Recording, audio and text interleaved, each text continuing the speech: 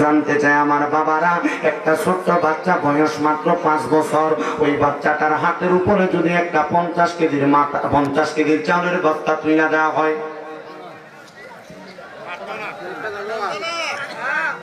বাচ্চার বয়স 5 বছর, যদি তার মাথার মধ্যে 50 কেজিওয়ালা একটা বস্তা চাপা দেওয়া হয়, বলেন নিতে পারবি? ও মুসলমান, আল্লাহ কয় আমি কারো সাধ্যের বাহিরে কোনো কিছু তার চাপে দেই নাই। 300 টাকা কামাই কইরা এই 300 টাকার উপরে তুমি চলতে পারবা। আল্লাহ কয় 300 টাকাই কামাই দিলাম, 1000 টাকা কামাই কইরা 1000 টাকার উপর চলতে পারবা, তোমার এতটুকু দিলাম।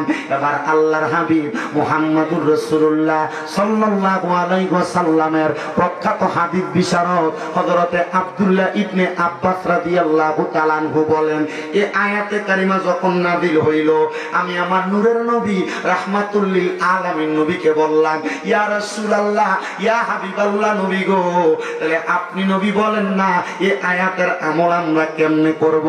আমার নবী কয়, আব্দুল্লাহ ইবনে আব্বাস, এই আয়াতের আমল তুমি কেমনে করবা শুইনা লও। তুমি আব্দুল্লাহ ইবনে আব্বাস দুনিয়ার জমিনের মধ্যে তাফসীর লিখতেছো, তাফসীরে ইবনে আব্বাস, তোমাকে দুনিয়ার অনেক মানুষ মানবে কিন্তু অনেককে মানবে না। আব্দুল্লাহ ইবনে আব্বাস কই, নবী গো আমারে মানুষ কেমনে মানবে আপনার কাছে জানতে চাই। বলে তুমি আব্দুল্লাহ ইবনে আব্বাসের একটা উপাধি হইল রাইসুল মুফাসসিরিন, তোমারে মানুষ এমন মানবে। আব্দুল্লাহ ইবনে আব্বাস কই, ইয়া রাসূলুল্লাহ, আমার বাড়ি তো মক্কায় না, আমার বাড়ি তো হইল তায়েফ এলাকার মধ্যে। নবী গো মক্কা থেকে তায়েফের দূরত্ব তো অনেক, কিন্তু মানুষ কেমনে আমারে মানবে, কেমনে আমারে গ্রহণ করবে? আমার নবী কই, আব্বাস কেমনে তোমারে মানবে, কেমনে তোমারে গ্রহণ করবে জানুনি? তুমি যখন দুনিয়াতে থাকবে না, মানুষগুলা তুমি আব্দুল্লাহ ইবনে আব্বাসের মাজারে যাবে, তুমি আব্দুল্লাহ ইবনে আব্বাসের এলাকার মধ্যে যাবে। ইয়া রাসূলুল্লাহ, নবী গো আমার এলাকায় যাবে, এটা আপনি কেমনে বুঝলেন? আমার নবী কয়, আব্দুল্লাহ ইবনে আব্বাস, আমি দয়াল নবী রাহমাতুল লিল আলামিন নবীকে আমার আল্লাহ তাআলা গায়েবের খবর দেনেওয়ালা কইরা পাঠাইছে। নবী গো আপনি নবী তো তায়েফ এলাকার মধ্যে যান না।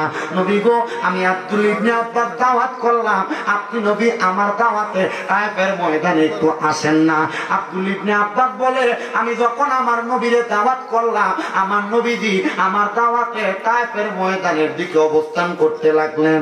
আমার নবীজি পাহাড়ের একা রুট দিয়া যখন তায়েফের ময়দানে গেছে, তায়েফের কাফেরেরা, তায়েফের ইহুদিরা, মুশরিকেরা আমার নবীজির দিকে পাথরের বড় বড় চাকা নিয়া আমার নবীজির বুক মুবারকের মধ্যে মারতেছে, আমার নবীর পিঠ মুবারকের মধ্যে মারতেছে।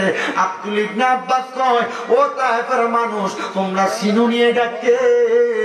এটা হইল রাহমাতুল লিল আলামিন নবীজি, যেই নবীজিরে না বানাইলে আমার আল্লাহ তাআলা আরশ কুরসি লৌহ কলম দুনিয়ার কোনো কিছু বানাইতো না।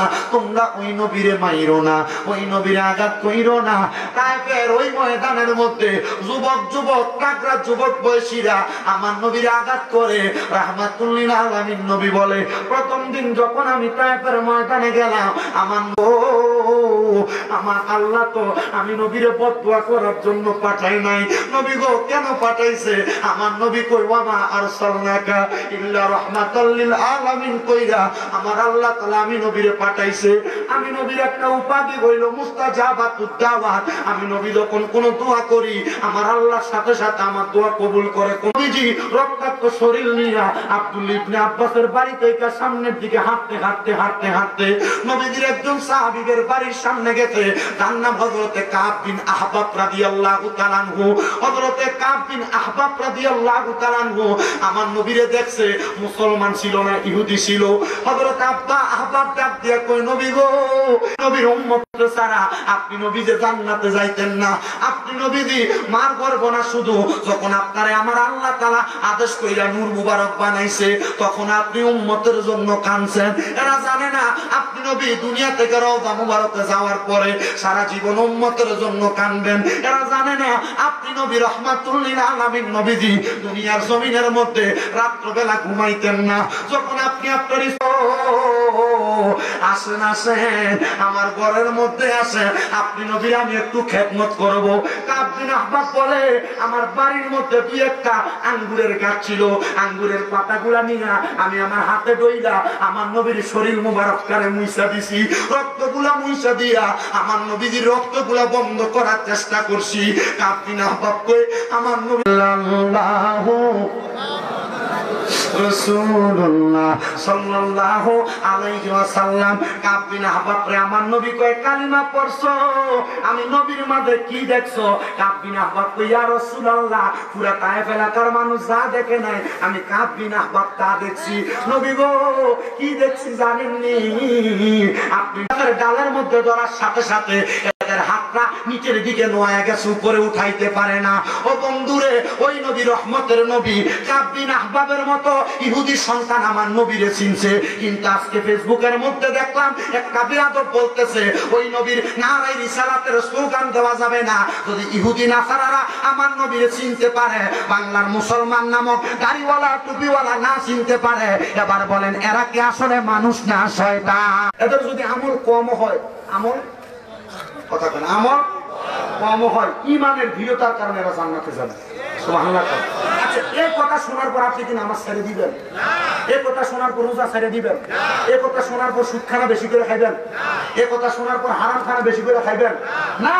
কাব বিন আহবাব কয় জগতের মানুষ, আমি এক পাশে আমি কাব বিন আহবাবের বাড়ি, আরেক পাশে মসজিদে আলী। আমার নবী যখন মসজিদে যাইতেন ওই যে বুড়া মহিলাটার কথা আপনার হয়তো মনে আছে, ওই বুড়া মহিলাটা আমার নবীজির চলার রাস্তার মধ্যে কাঁটা বিছিয়ে দিত।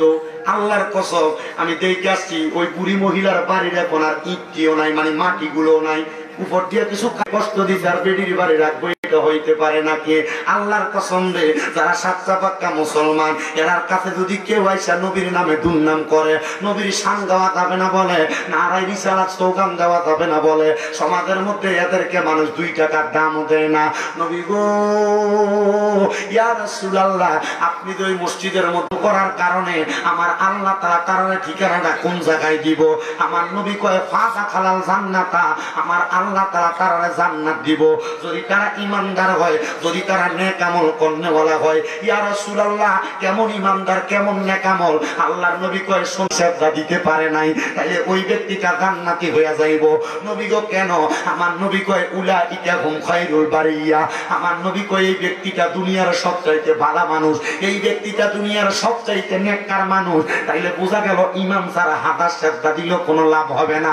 ইমান যদি তাজা থাকে একটা সেজদা যদি দেন, একটা সেজদা আল্লাহ তাআলা এমন জান্নাত দিব, এমন জান্নাত দিব, ওই জান্নাতের নাম হলো জান্নাতুল আদন। ইয়া রাসূলুল্লাহ জান্নাতুল আদনে যে আমার আল্লাহ তাআলা দিব, জান্নাতুল আদনটা দেখতে কেমন আপনি নবী বলেন না? আমার নবী কয় জান্নাতুল আদন হইল তাজরি মিন তাহতিহাল আনহার, এত সুন্দর ওই জান্নাতুল আদনের নিচে দিয়ে একটা নদী প্রবাহিত আছে। 2 নাম্বার সারাবান তাহুরা নামক পবিত্র পানি তারা পান করব, যারা দুনিয়াতে কোনোদিন নেশা করে নাই তারা ওই সারাবান তাহুরা পানিটা পান করব। 3 নাম্বার ওই পানিটা মানে জান্নাতের লাবান ওই শরবতটা ওই ব্যক্তি পান করব। নবী কারা পান করব? আমার নবী কয় ওই ব্যক্তি করব যেই ব্যক্তি কোনোদিন পরের হক মাইরা খায় নাই। জমি আমরা সমাজের মানুষের সুদ ফকিরের গয়রা নিয়ে মসজিদের কেশিয়ার বানাই, আমরা সমাজের মানুষ এলাকার সর্দার মাথা পরিদায়িত্ব সুদ ফকিরে দেয়, সুদও খায় হারামও খায়, আবার সমাজের ভিতরে দোকানে বইয়া লম্বা কত। বন্ধুরে এই সুদ করেরা হারাম করেরা যদিও দুনিয়াতে বালা বালা খানা খেয়ে কবরে যাইব, আমার আল্লাহ তাআলা অন্ধকার কবরের ভিতরে এই হারাম করারে কি খাওয়াইবো জানেননি? বলে হুজুর কি খাওয়াইবো জানতে চাই? পুষ্কাইতে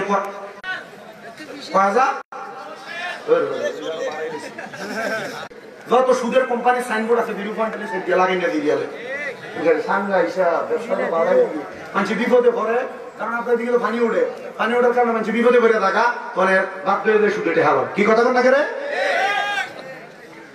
মুসলমান ইমানদারেরা গভীর মনোযোগ দিবা। কষ্ট হইতেছে আপনারা? মাফিল কমিটি দেরি হয়নি কোনো? দেরি হয়নি কোনো? আসুন তো আপনারা ইনশাল্লাহ। আবার কইবনি ভাইয়া কইব মারহাবা জোরে কোন মারহাবা আমার বাবারা বন্ধুরা এই আরাম কুরকুরারে আমার আল্লাহ তাআলা কবরে সর্বনিম্ন 3000 বছর জ্বালাইব জোরে কোন কয় হাজার বছর জ্বালাইব 3000 বছর জ্বালাইব ওই জাহান্নামের আগুনের রং হবে লাল ওই লাল রঙের আগুনের মধ্যে যখন হারাম কোটটারে ফালাইব 1000 বছর আগুন দ্বারা জ্বালাইয়া এবার আগুনের কালার বানাইয়া দিব সাদা আর 1000 বছর জ্বালাইয়া আগুনের রংটা বানাইব কালা এই কালা আগুনের ভিতরে ওই বান্দাটারে আরো 1000 বছর জ্বালাইব জ্বালাইতে জ্বালাইতে রে ও অষ্টগ্রামের বাবারা 3000 বছর পরে এবার বান্দার একটা তাকাসুর নামক জায়গায় দাঁড় করাইয়া দিব কইব বান্দা হারাম যে খাইছো কবর আযাবটা কেমন লাগে বলে বলবো কবর আযাব ভালো লাগে না আল্লাহ গো একটু পানির ব্যবস্থা নি করা যাবে গো আমি একটু পানি পান করতে চাই এবার আপনার মনে প্রশ্ন জাগতে পারে হুজুর এরা তো সুদ খাইছে এরা কি কবরে পানি দিবনি হ্যাঁ পানি দিব কিন্তু আমরা যে মিনারেল ওয়াটার সাদা পানি খাই এই পানি দিত না বলে হুজুর কি পানি দিব বলে এদের পানিটা বড় ভয়ঙ্কর নবী গো কেমন পানি দিব আল্লাহর নবী কয় জাহান্নামের আগুনে অন্যরারে ফুরাইয়া জ্বালাইয়া যে রক্ত ফুসগুলা নিচে জমা হইব এই রক্ত ফুসগুলা সুদখোর আর ঘুষখোর হারাম খোরটিরে দেওয়া হইব নবী গো ওই পানি কি তারা পান করবে বলে পান করবে দূরের কথা যে পাত্রের মধ্যে তারা পানিটা দিব আমরা তো কাঁচের গ্লাসে পানি খাই প্লাস্টিকের গ্লাসে পানি খাই স্টিলের গ্লাসের মধ্যে পানি খাই কিন্তু হারাম খোরগুলারে পানি দেওয়ার জন্য যে পাত্রটা ব্যবহার করব এই পাত্রটা হইব লোহার পাত্র কিন্তু লোহার পাত্রটা ঠান্ডা থাকতো না আগুনের ভিতরে দেখবেন একটা রডে ফোড়াত দিলে এটার রংটা একবারে কয়লার মতো লাল টসটসা হইয়া জাগা ঠিক ওই পাত্রটারে পানির গ্লাসটারে আর মগটারে জাহান্নামের আগুনের মধ্যে ফুরাই এমন টসটসা লাল বানাইবো অন্য জাহান্নামীরা রক্ত আর পুষগুলা দিব নিয়ে কইব এরা হারাম করা নিয়ে পানিটা পান কর ওই সময়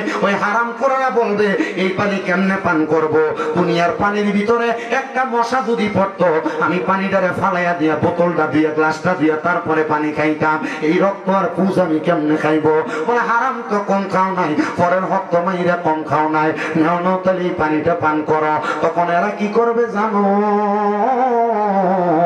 এরা তখন পিপাসার্থ হইয়া ওই রক্ত পুষগুলা তাদের মুখের মধ্যে ঢাইলা দিবে আল্লাহর নবী কয় ওই রক্ত পুষগুলা যখন ঢালবো রে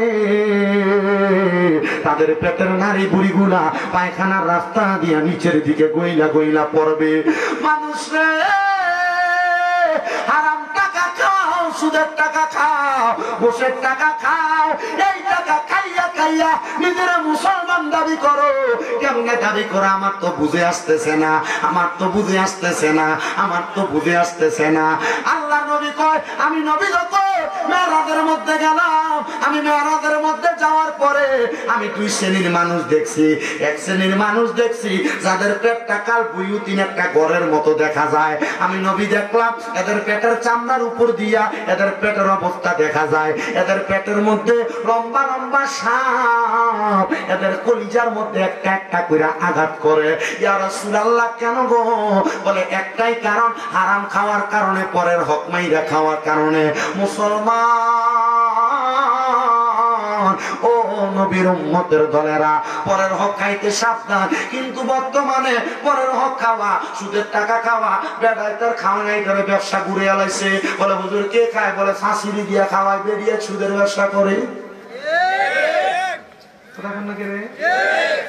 কারা করে সুদের ব্যবসা করে সুদের ব্যবসা কি গো মা কোন সন্তানের জন্য সুদ খাও এ আব্বারা কোন স্ত্রীর জন্য সুদের টাকা খাও হারাম টাকা খাও একটা কথা মনে রাখবা তোমার সন্তান তোমার একটা নেক আমল দিয়ে কবরে সহযোগিতা করতো না তুমি তোমার ফুতের কাছে যা বলবা সন্তান আমি আব্বার একটা নেক আমল দিয়ে সহযোগিতা কর আমি আব্বা একটা আমলের কারণে আটকে গেছি গা সন্তান বলবা আব্বা হারাম খাইছেন সুদ খাইছেন ঘুষ খাইছেন আপনি খাইলেন কেন আব্বা তো ফুতরে তোর বাবা রাখার জন্য সুন্দর খাওয়ানোর জন্য সুন্দর পড়ানোর জন্য আমি সুদের টাকা খাইছি ফুত করবো বাপ হিসাবে আপনার দায়িত্ব ছিল আমারে খাওয়ানো হারাম খাওয়াইছেন না হালাল খাওয়াইছেন এটা আমার দেখার বিষয় না জান আপনি আপনার মতো যে সন্তান আপনার পরিচয় দিবে না যে বউ বউ আপনারে পরিচয় দিবে না, তাহলে কি লেগা ওই বউরে ভালো রাখার জন্য, কি লেগা ওই সন্তানরে ভালো রাখার জন্য আপনি হারাম টাকা খান। মুসলমান রে, আল্লাহর ওয়াস্তে আপনার কদমের মধ্যে হাত দিয়া বলি, যদি এমন হারাম খানা ছাড়তে পারেন, দেখবেন আপনার দুনিয়া আখিরাত একবারে পরিপূর্ণ হয়ে যাবে। নবীর উম্মতের দলেরা শুনো রে, আব্দুল ইবনে আব্বাসের কথাতে বলতেছিলাম, উনি বলতেছে অনেক মানুষ আমার বাগান থেকে নিয়ে নিয়ে ফল খিচিরা খাইতো। আমি যখন নবীজির হাতে ইসলাম ধর্ম গ্রহণ করলাম, কাফেররা নবীজির সাথে না পাইরা এরা এসে আমার ঘুমের অবস্থায় চাবুক দিয়ে আঘাত করছে।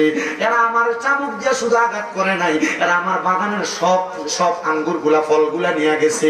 হযরত আব্দুল ইবনে আব্বাসের সামনে কাব বিন আহবাব বলতেছে, এ আব্দুল ইবনে আব্বাস, আমার নবীরে বলো না আমার জন্য দোয়া করার জন্য। কাফেররা আমারে বড় আঘাত করছে, আমারে বড় মারছে, আমি সহ্য করতে পারি না। আমার দয়াল নবী আল্লাহর কাছে দোয়া করে, আল্লাহ এই তায়েফ এলাকার মধ্যে আপনি বরকত দান করেন। খোদার কসম রে, পুরা মক্কা মদিনার মধ্যে 46 ডিগ্রি 45 48 ডিগ্রি সেলসিয়াস থাকে, কিন্তু তায়েফ এলাকায় গেলে মাত্র 24 ডিগ্রি 26 ডিগ্রি 30 ডিগ্রি সেলসিয়াস থাকে। এটা আমার দয়াল নবীজির দোয়ার বরকতের কারণে। হযরত আহবাব বলে, আমার নবীজিকে যখন আমি বিচার দিলাম, ইয়া রাসূলুল্লাহ, আপনার কাছে ইসলাম ধর্ম গ্রহণ করার কারণে এরা আমার পিঠের মধ্যে আঘাত করছে, আমার মারছে নবী গো, আমার মাও নাই বাবাও নাই, আমি কাব বিন আহবাব বড় কষ্ট পাইতেছি। আমি যেটা দিয়ে কামাই করতাম, আমার আঙ্গুরের বাগানটার মধ্যে তারা এমন ভাবে তর্জনী চালাইছে, এমন ভাবে হামলা চালাইছে, আমার আঙ্গুর গুলা তারা নিয়ে গেছে। আমার নবী কয়, কাব বিন আহবাব, যাও যাও যাও। আমি নবী দোয়া করে দিলাম, আমার আল্লাহ তাআলা তোমার বাগানের মধ্যে বরকত দান করবে। ঠিকই রে বাবা, এখনো পর্যন্ত কোন হাজি যদি মক্কা মদিনায় যায়, তায়েফ এলাকায় গেলে কাব বিন আহবাবের বাড়ির সামনে একটা 3 ফলের গাছ আছে, এখানে 3 ফল বিক্রি করে। যে 3-এর কথা কোরআনের মধ্যে আছে, ওই জায়গায় আঙ্গুরের বাগান আছে, সুন্দর সবজির বাগান আছে, ওই জায়গার মধ্যে মানুষ সবজি ক্ষেত করে কত সুন্দর খাবার খায়। এটার কারণ হইল রহমতের নবী সেই জায়গার মধ্যে দোয়া করে দিয়ে আসছে, দোয়া করে দিয়ে আসছে আল্লাহর হাবিবের কাছে। হযরত আব্দুল ইবনে আব্বাস, ইয়া রাসূলুল্লাহ, আমার কাব বিন আহবাব দাদা যেমন ভাবে ইনকাম করে, আমরা এমন ভাবে ইনকাম করতে চাই। আমার নবী কয়, তোমরা ব্যবসা করো, তোমরা কর্ম করো, আমার আল্লাহ তাআলা ব্যবসা এবং কর্মকে হালাল করছে। ইয়া রাসূলুল্লাহ, আমাদের এলাকার মধ্যে একজন লোক আছে যে ইহুদি ধর্ম, ইহুদি, ওই ব্যক্তিটা আপনি নবীর কথা মানে না, আপনি নবীর কথার বাহিরে কর্ম করে। আমার নবী কয়, শোনো, আমি নবী ঘোষণা করলাম, তার কাছে যাইয়া আমি নবীর একটা বাণী পৌঁছে দিবা। এই ইহুদি আমার নবী বলছে, তুমি যদি এই ব্যবসা কর্মকাণ্ড ছাইরা, মানে হারাম ব্যবসা ছাইরা দিয়া তুমি যদি নবীর কথা মোতাবেক হালাল ভাবে চলাফেরা করো, আমার নবীজি তোমার জান্নাতের জিম্মাদারি নিবে।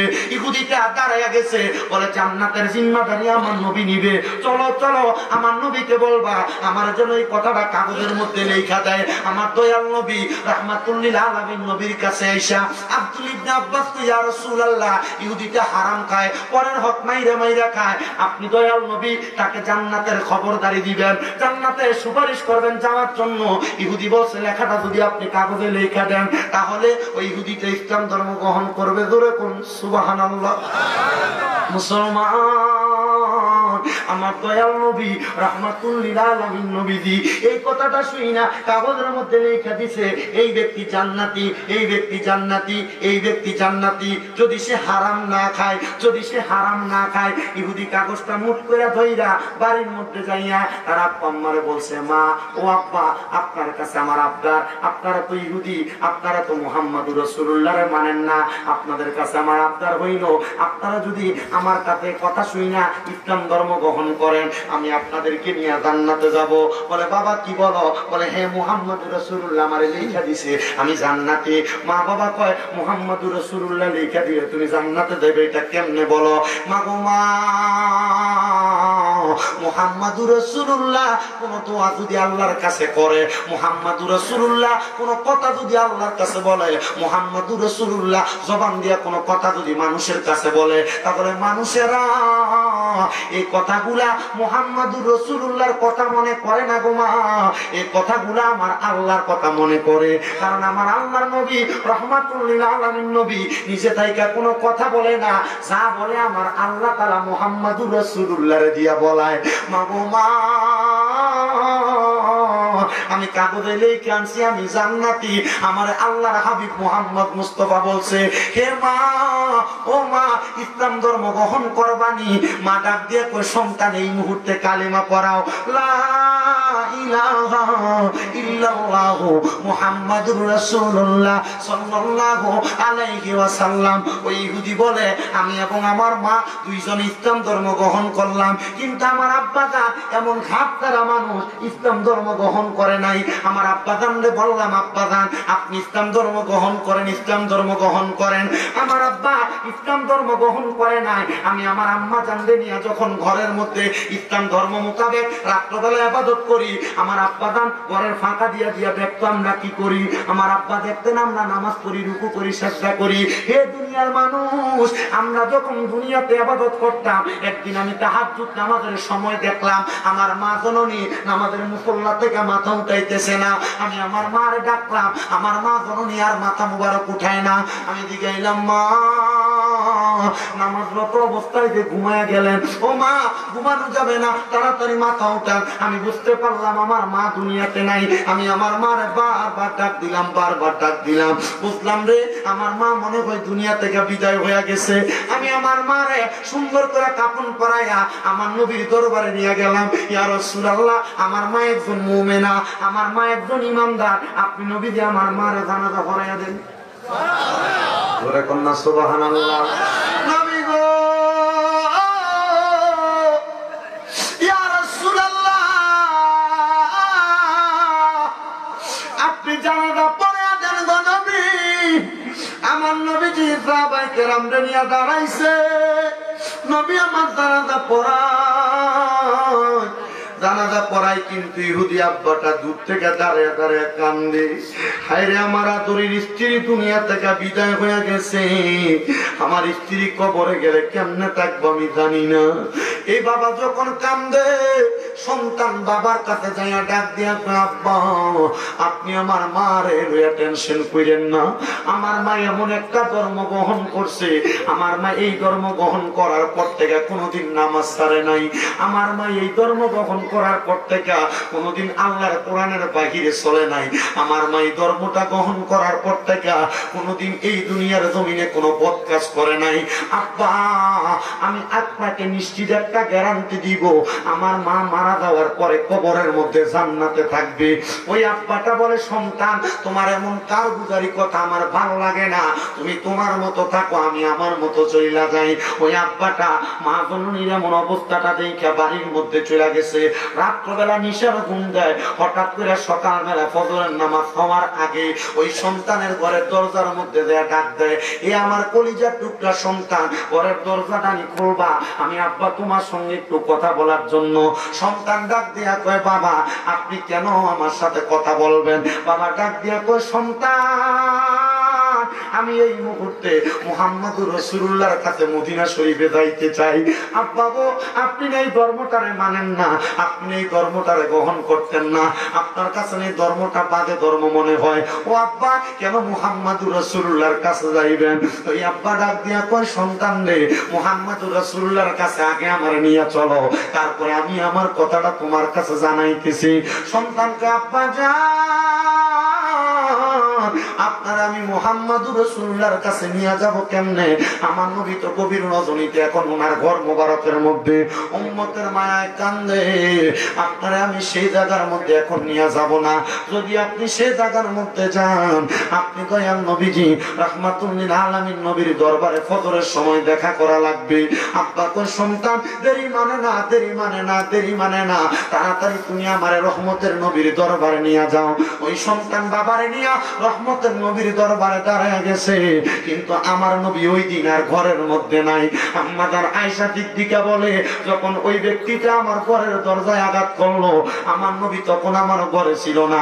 আমি ঘর থেকে জবাব দিলাম, এ নবীর কলিজার টুকরা সাহাবী, আমার নবী তো নবীর ঘর মোবারকে নাই। নবী মসজিদে নববীর একবারে কাবার দিকে বাইতুল্লাহর দিকে ফিরা বা হযরতে বেলাল মসজিদের পাশে খেজুরের বাগানে কেন জানি আমার নবী গেছে। আমার দয়াল নবী রাহমাতুল লিল আলামিন নবীজি খেজুর বাগানের কাছে গেছে। এবার তুমি অপেক্ষা করো, আমার নবী এখন আর আসবে না। আম্মা জান আয়েশা সিদ্দিকা কই জগৎবাসী, আমার নবী আসছে তো আসছে, ফজরের নামাজের ঠিক আযানের পরবর্তী সময় আসছে, কিন্তু আমার নবী একা আসে নাই। আমার নবীর সাথে নবীজির একজন কলিজার টুকরা নব মুসলিম হযরতে আব্দুল্লাহ জুলজুব্বা তাইঙ্গে লইয়া মসজিদে ঢুকছে। আর জবান খুলে কন্যা সুবহানাল্লাহ। আবার ওই ছেলেটা নব মুসলিম ডাক দিয়া কি ইয়া রাসূলুল্লাহ, নবী গো আপনি আমার আব্বা জানের কথা শুনেন, রাত্রে ঘুমাইতে দেয় নাই, কেন জানি আপনার কাছে আমারে দৌড়ে নিয়ে আসছে নবীজি। নবী আমার বলতেছে কিরে তোমার আব্বা জান কেন তোমারে আনছে? ওই আব্বা জান ডাক দিয়া কই ইয়া রাসূলুল্লাহ ইয়া হাবিবাল্লাহ, আমার ছেলে যখন ইসলাম ধর্ম গ্রহণ করেছে আমি তার অবহেলা করছি, আমার স্ত্রী যখন ইসলাম ধর্ম গ্রহণ করেছে আমি তার অবহেলা করেছি নবী গো। কিন্তু আমার স্ত্রী মারা যাওয়ার পরে আমার স্ত্রী আমার সন্তান আপনি নবীর কাছে আইনা জানাজা দিয়ে আইছে, তারা কাফন দাফন করছে নবী গো। তার মাটি দেওয়ার পরে আমি বাড়িতে যাইয়া যখন রাত্রবেলা ঘুমাইছি, আমি ঘুমের ঘরে হঠাৎ করে দেখতেছি একটা সুন্দরী মহিলা আমার ঘরের চারদিক দিয়া ঘুরতেছে নবী গো। আমি এটা শুধু দেখি নাই, আমি দেখলাম সুন্দরী মহিলাটা শুধু আমাকে তার হাতটা বাড়ায় বাড়ায় তার সামনে ডাকতেছে নবী গো। আমি মহিলাটারে জিজ্ঞাসলাম কে গো সুন্দরী মহিলা, তোমার পরিচয় কি, তুমি কি আমারে তোমার পরিচয় দিবা? মহিলা আমারে পরিচয় দেয়, আমি তো আপনার সহধর্মিনী, আপনার স্ত্রী। কিরে আমার স্ত্রী, তোমার চেহারাটা এত সুন্দর না, কেমনে এত সুন্দর হইল? মহিলা ডাক দিয়া ইসলাম ধর্ম গ্রহণ করার কারণে, ইসলামের আদেশ মানার কারণে কবরে দেওয়ার পর আল্লাহ তাআলা আমার চেহারার সৌন্দর্য জান্নাতি হুরের চাইতে 70 গুণ বাড়াইয়া দিছে। মুহাব্বতে কন্যা সুবহানাল্লাহ। এ আমার মধ্যস্থ গ্রামের মা, শোনো আমার ওয়াজটা। তোমরা যারা মা, তোমরা যারা স্বামীর অবাধ্য, তোমরা যারা স্বামীর দমক দিয়ে কথা বলো, তোমরা যারা স্বামীর কথা শুই না চলো না, স্বামী তোমার নিষেধ করে বাজারে যাইও না, তোমরা যারা যাও, স্বামী তোমার নিষেধ করে এই কথাটা শোনো, তোমরা যারা শোনো না, কোন কথা বললে তোমরা তারা দমক দিয়ে পড়ে থাকো। মনে রাখবা স্বামীর কথার উপর দিয়ে কথা বললে জান্নাতে যাওয়া বন্ধ। মনে রাখবা স্বামীর দমক দিলে জান্নাতে যাওয়া বন্ধ। মনে রাখবা স্বামীর গালাগালি করলে জান্নাতে যাওয়া বন্ধ। কারণ কি? কারণ কি? আল্লাহর নবী কয়েকটা মহিলার জান্নাত তার স্বামীর কদমের নিচে। মারহাবা। এ মা মনে রাখো না, মনে রাখো না, কিন্তু তোমরা যে স্বামীর মনে কষ্ট দাও জান্নাতে যাওয়া তো তোমরা আটকাইব। ও মুসলমান, ও নবীর উম্মতের দল, ও আমার পর্দার অন্তরালের মা বোনেরা, মনে রাখবা কোন মহিলা যদি 5 ওয়াক্ত নামাজ পড়ে, কোন মহিলা যদি স্বামীর খেদমত করে, কোন মহিলা যদি পর্দা করে, কোন মহিলা যদি রোজা রাখে, 4টা কাজ বললাম, কোন মহিলা যদি নামাজ পড়ে, কোন মহিলা যদি রোজা রাখে, কোন মহিলা যদি স্বামীর খেদমত করে, কোন মহিলা যদি পর্দা করে, ওই মহিলারা জান্নাতে যাওয়া কেউ আটকাইতে পারবে না। কিন্তু আমরা মহিলারা যখন থাকে আজাইরা তখন হয় বাজাইরা। আজাইরা থাকতে মন চায় না, বাজারে বাজারে ঘুরতে মন চায়। মা গো মা, বেপরদা দে ঘুরো, চেহারা দেখায় দেখায় রাস্তায় দে ঘুরো, আল্লাহর কসম গো মা জান্নাতে যাইতে পারবা না।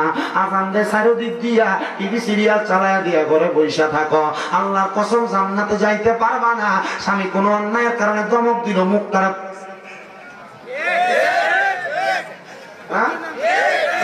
ঠিক বলে, ঠিক আছে কামে লাগবো, কামে লাগবো। কোন কথা বললে স্বামী আপনাকে ধমক দিল, আপনি মুখ খুলে রাখলাম, খানের উপর অন্যদিকে ফিরে ঘুমাইলাম, ওই আলোকে মিলে গেছে। আগে স্বামী স্ত্রী এক পাশে ঘুমাইতেন, বাচ্চা খাটের এক সাইডে থাকতো, বেগুন ঝগড়া হয় বাচ্চা মাঝখানে। কতক্ষণ না করে আর যদি বাচ্চা না থাকে মাঝখানে কোন বালিশ? কথা সত্য না মিথ্যা? কথা কেনা সত্য না মিথ্যা? আমি বলবো মা জান্নাতে মাফির করে দিকে তুষার নিয়ে ডাকো, ও আজকে অন্যদিকে যাবো না, এটা চলবো।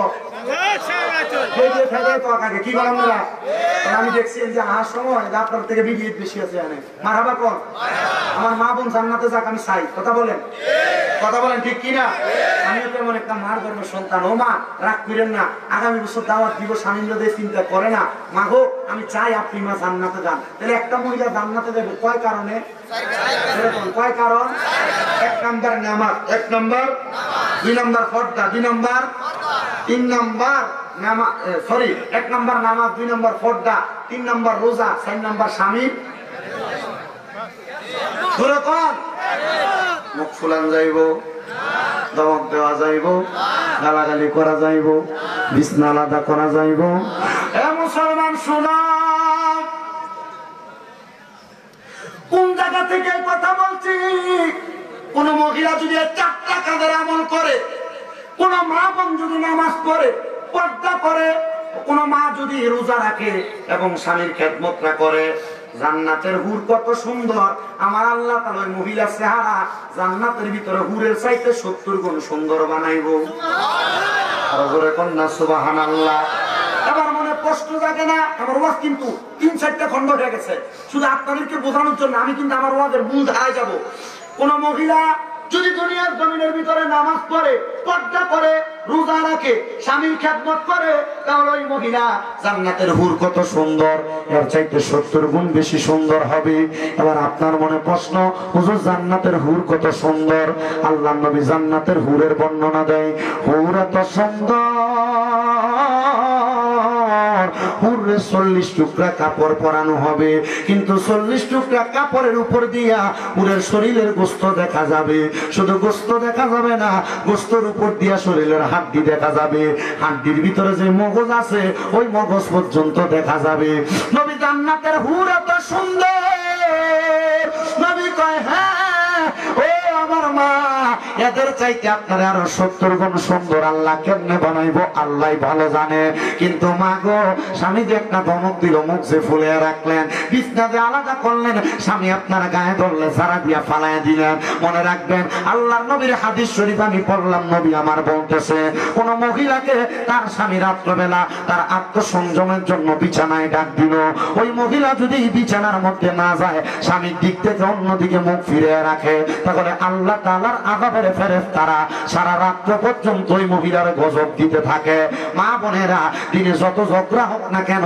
রাত্রবেলা যেন স্বামী স্ত্রীর বিছানায় বালিশ একটা হয় নবী আমার বলে ইয়া রাসূলুল্লাহ কি বলেন নবী আমার বলে কোন স্বামী স্ত্রী যখন বিছানার মধ্যে ঘুমাইবা তোমাদের বালিশ যেন একটা হয় ইয়া রাসূলুল্লাহ কেন নবীজি বলতেছেন স্বামী স্ত্রী যত লাইগা থাকবে একজন আরেকজনের সংস্পর্শে থাকবে বলতেছে একটা মহিলা তার পরিবারের মধ্যে অশান্তি করে 3 কারণে এক নাম্বার কারণ তার স্বামীর অবাধ্যতা স্বামীর পরকীয়া স্বামীর অবাক চলাফেরা 2 নাম্বার তার শ্বশুর শাশুড়ি জ্বালা যন্ত্রণা 3 নাম্বার ওই মহিলার মায়ের কান পড়া কেমনে সুইনানন বাবারা আপনারা সিগারেট খান আপনার মুখে দুর্গন্ধ আপনি ঘরে গেলে যখন ঘরে যান আপনার স্ত্রীর কাছে গেলে আপনার মুখের দুর্গন্ধের কারণে আপনার স্ত্রী আপনার কাছে আসতে চায় না আপনাকে ভালো লাগে না তখন দেওয়ার ভালো লাগে কথা বলেন না কেন আপনার বলতে আপনার লাঠি দিয়ে খাট থেকে ভাড়া দেন আপনার সৌভাগ্য নিয়ে আমি দেখছি না মাঝে মাঝে সিগারেট করে বিড়ি ফুটতে যদি লগে দিয়ে রিস্কা বা অটোর ভিতরে বইয়ে ধুয়ের গন্ধ একসাইতে বালা সিগারেটের গন্ধ যেমন গন্ধ বাচ্চা আল্লাহ বোঝার তৌফিক দান করুক জোরে কোন আমিন কষ্টটা সামনে আর একটু মোহাব্বতে বলেন আল্লাহুম্মা সাল্লি মুহাম্মাদ আল্লাহুম্মা সাল্লি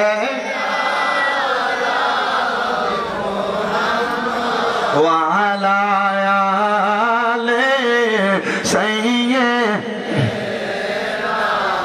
বলেন সাবধানে তাকিও নারী পর্দার আড়ালে বলেন সাবধানে তাকিও নারী পর্দার আড়ালে হাইরে হাদিসে হারামে লেখে অন্য দেখিলে, হায়রে হাদিসে হারাম লেখে অন্য দেখিলে, সাবধানে থাকিও নারী পর্দার আড়ালে।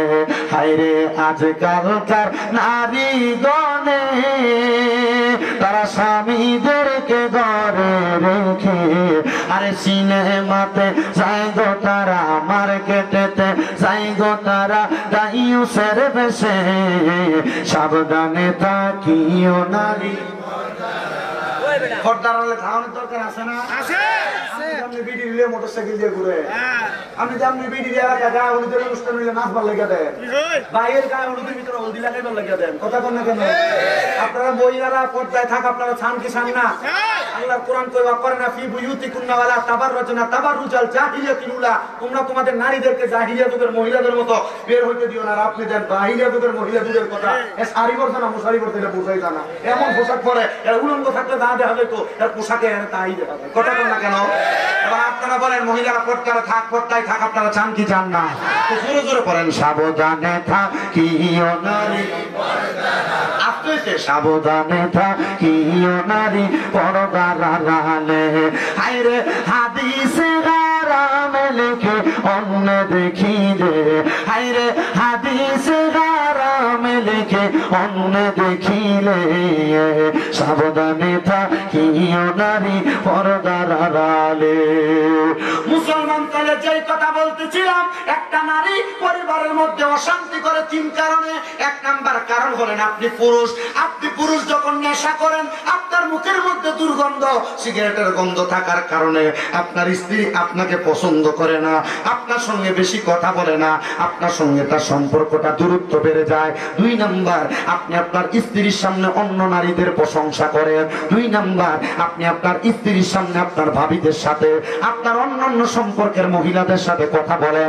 সাবধান, যদি পরিবারে শান্তি চান, কখন আপনার স্ত্রীর সামনে আপনি অন্য কোনো নারীর প্রশংসা করবেন না, অন্য কোনো নারীর সঙ্গে কথা বলবেন না। ও মুসলমান, দেখবেন আপনি যদি এমন ভাবে চলতে পারেন, তাহলে আপনার পরিবারটা জান্নাত হয়ে যাবে, জান্নাত হয়ে যাবে। আরেকটা কারণ আছে, বর্তমান সমাজের মধ্যে অনেক মানুষ আছে যারা বিবাহ করার পরে পরকীয়ার সাথে লিপ্ত।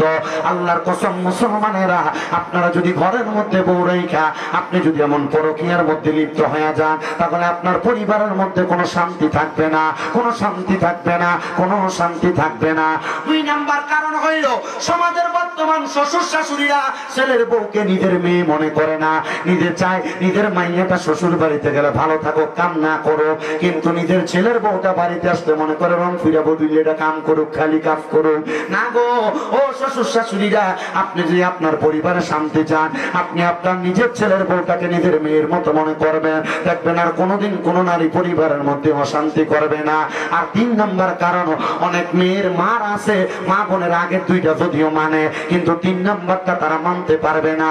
অনেক মহিলাদের মা আছে, অনেক মেয়েদের মা আছে, যারা তাদের মেয়েদেরকে শিখে দেয় তোর স্বামী কি কামাই করে, তোর স্বামী কি ইনকাম করে, তুই প্রত্যেক দিনে তার হিসাব নিবি, কোথায় টাকা খরচ করে তার হিসাব নিবি। মুসলমান যখন এমন দায়িত্ব খাটাইতে চায়, তখনই তার সংসারের মধ্যে অশান্তি তৈরি হয়ে যায়। এজন্য আমার এই এলাকার পুরুষদেরকে বলবো, আপনারা যখনই আপনার পরিবারের মধ্যে সময় দেন, এই সময় দেওয়ার সময় আপনি আপনার স্ত্রীটাকে ভালো করে দেখবেন, মহাব্বত করে দেখবেন। আপনি তাদের প্রতি আপনি বাজে নজরে তাকাইবেন না, খারাপ ব্যবহার করবেন না, দেখবেন আপনার পরিবারটা জান্নাত হয়ে গেছে। এজন্য নারীর দোষ দিলে চলবে না, মহিলাদের দোষ যেমন পুরুষেরও দোষ তেমন। আপনারা সংসারকে সুন্দর করার জন্য নিজেও ভালো হইবেন, আপনার পরিবারকেও ভালো বানাইবেন, দেখবেন আপনার সংসারটা বড় সুন্দর হয়ে গেছে। এবার আল্লাহর নবী রাহমাতুল্লিল আলামিন নবী নূরে মুজাসসাম নবী আমার বলতেছে, একটা মহিলার চেহারা জান্নাতি হুরের চাইতে 70 ভাগ সুন্দর হয়ে যাবে। ওই ইহুদি ছেলেটার বাবা বলে, ইয়া রাসূলুল্লাহ, আমি দেখলাম আমার স্ত্রী চেহারাটা বড় সুন্দর, আমার হাতে ধরে ধরে টানতেছে। আমি জিজ্ঞাসলাম, ওই স্ত্রী তুমি কেন আমার ডাকতেছো, আমার কি কারণটা বলবানি? আমার স্ত্রী বলেছে, স্বামী আমি একা জান্নাতে থাকবো আর আপনি জাহান্নামে যাবেন, আমি স্ত্রী এটা সহ্য করতে পারি না। মনে রাখবেন, কোন মহিলা চায় না তার স্বামী খারাপ পথে যাক, কোন মহিলা চায় না তার স্বামীর ভাগটা অন্য কোন নারীর সাথে অংশীদার হোক। ওই মহিলা বলে, স্বামী গো, আমি চাই না আমি আমি একা জান্নাতে থাকি আর আপনি জাহান্নামে থাকেন, ও আমার স্বামী আপনার কাছে আমার আবদার, আমি যেমন জান্নাতে আছি আপনিও আমার সাথে জান্নাতে আসবেন। ওই পুরুষটা ডাক দিয়া তুই ইয়া রাসূলুল্লাহ, আমার স্ত্রী যেহেতু ইসলাম ধর্ম গ্রহণ করার কারণে, ইসলামের মৌলিক এবং যৌগিক প্রত্যেকটা কাজ করার কারণে আমার স্ত্রী জান্নাতে গেছে, আপনি এই মুহূর্তে আমারে কালেমা পড়াইয়া দেন, আমি আপনার হাতে কালেমা পড়া মুসলমান হব, যেন আমি জান্নাতে যাইতে পারি। জোরে বলেন সুবহানাল্লাহ। মুসলমান রে, ও নবীর উম্মতের দল, ওই ব্যক্তিটা আল্লাহর হাবিবের হাতে হাত রেখে ইসলাম ধর্ম গ্রহণ করছে, আর রহমতের নবীর দরবারে বলতেছে ইয়া রাসূলুল্লাহ, ও মায়ার নবী, আমি আর আপনার দরবার থেকে কোথাও যাব না। যদি আমি ইহুদি সম্প্রদায়ের কাছে যাই তাহলে তারা আমাকে তাদের দলে নিতে চাইবে, আমি আপনার সাথে তাইকা ইসলাম ধর্ম গ্রহণ করব। ওই ব্যক্তি বলে রহমতের নবী এশারের নামাজের পরবর্তী সময়ে বাড়িতে চলে গেছে, আর আমি মদিনা শরীফের মধ্যে ঘুমায় রইলাম। মদিনা শরীফের ভিতরে ঘুমায় থাকা অবস্থায় সকালে যখন ফজরের ওয়াক্ত হয়েছে, আমার সন্তান আয়েশা আমারে ডাকে, কিন্তু আল্লাহর কসম কিতাব প্রমাণ করে ওই ব্যক্তি আর কবরে কেমন আছে একবার বলেন না, আমার জানতে বড় ইচ্ছা হয়। নবী আমার বলে তোমার আব্বা কবরে কেমন আছে আমি তোমার বলবো। ইসলাম ধর্ম গ্রহণ তাহাজ্জুদের নামাজটা তুমি পড়বা ফজরের নামাজের আগে। পর্দার আড়ালে অনেক মা বোনেরা বৈশা রয়েছেন গো মা, আপনার গর্ভের মধ্যে সন্তান হয় না, আপনার রোগ বালা মুসিবত মাফ হয় না, আপনার ছেলে বিদেশে কামাই রুজি কইরা বরকত হয় না। মা গো ফজরের নামাজের আগে উইটা তাহাজ্জুদ নামাজ পড়বেন, 2 রাকাত করে 4 রাকাত 12 রাকাত নামাজ পড়বেন। প্রথম রাকাতে সূরা ফাতিহা, দ্বিতীয় রাকাত সূরা ফাতিহার সাথে একটা সূরা মিলাইয়া, দ্বিতীয় রাকাতে সূরা ফাতিহার সাথে 3বার সূরা ইখলাস পড়ে তাহাজ্জুদ নামাজটা পড়বেন। দেখবেন গো মা আপনার সংসারে অভাব হবে না, বরকতের অভাব হবে না। অনেক বয়স্ক বাবারা আছেন রাত্রেবেলা ঘুমটা ভালো মতো হয় না, রাত 2:30 3টার দিকে ঘুম ভাঙে রাত চোখ লাগে না। আমি বলবো সময়টা এমনি অস্টিজ না কইরা, সময়টা এমনি বরবাদ না কইরা রাত্রেবেলা ওযুটা বানাইয়া তাহাজ্জুদের নামাজটা পড়বেন। জীবনে কত গুনাহ করছেন আর আল্লাহর কাছে কাঁদবেন, আল্লাহ আমার গুনাহটি মাফ করো। আল্লাহর নবী কই উম্মত এই তাহাজ্জুদ নামাজ যদি আমার উম্মতের লাগা কষ্ট না হইতো, 5 ওয়াক্ত নামাজের লগে আমার উম্মতের তাহাজ্জুদ নামাজটা ফরজ করে দিতাম। নবী গো কেন? আমার নবী কয় ফরজ নামাজের পরে এই তাহাজ্জুদ নামাজটার বরকত এত বেশি। আমার নবী কয় সাহাবী তুমি যদি তোমার মা বাবা কবরে কেমন আছে যদি জানতে চাও তাইলে তুমি তাহাজ্জুদের নামাজটা পড়ো। ডাক দিয়া ইয়া রাসূলুল্লাহ কখন পড়ব, কোন সময় পড়ব? বলে মদিনা শরীফের ভিতরে ফজরের নামাজের আযানের আগে একটা আযান হয় না, আযানটার নাম তাহাজ্জুদের আযান। আমি যখন মক্কা মদিনা গেছি আমি ফজরের নামাজের ওয়াক্ত জানি 3:38 ফজরের আযান হয়, হঠাৎ করে দেখতেছি 3:21 ফজরের আযানের আগে যে একটা আযান হইতাছে।